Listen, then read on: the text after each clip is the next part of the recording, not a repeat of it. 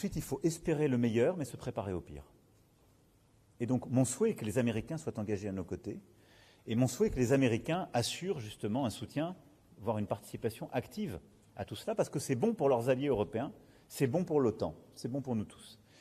Mais nous devons nous préparer à une situation, peut-être ils ne se joindraient pas. Il faut se préparer aux deux cas. Mais on ne peut pas dire, si les Américains ne se joignaient pas, alors on ne ferait rien. Parce que ça signifierait qu'il n'y a pas de paix solide et durable en Europe et pour les Européens sans les Américains. Non. Et donc c'est aussi pour cela que je vous l'ai dit il y a plusieurs semaines, nous sommes à un moment décisif de l'histoire où il nous faut, pour la première fois depuis très longtemps dans nos discussions, nous préparer à un scénario qui est possible, qui n'est pas celui qu'on souhaite, mais qui est de devoir totalement agir seul pour nous-mêmes.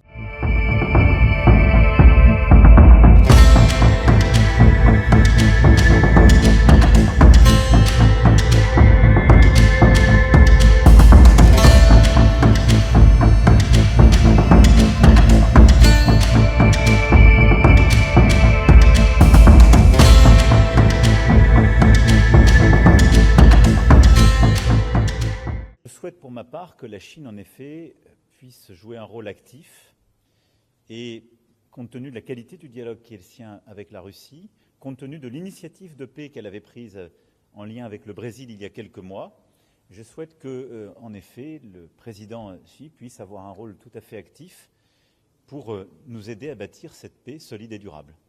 Et je pense que la Chine n'est plus que légitime pour le faire en tant que membre permanent du Conseil de sécurité et compte tenu des initiatives précédemment prises.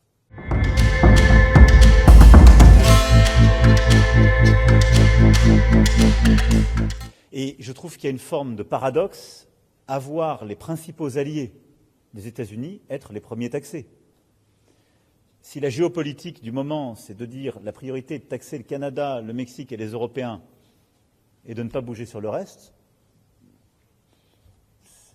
je n'ai pas compris alors l'ordre des choses et la géopolitique qui était suivie. Bon. Donc je pense que ça n'est pas une bonne idée économique, je pense que ça n'est pas une bonne idée géopolitique, je pense que ce n'est pas une bonne idée en termes de moment.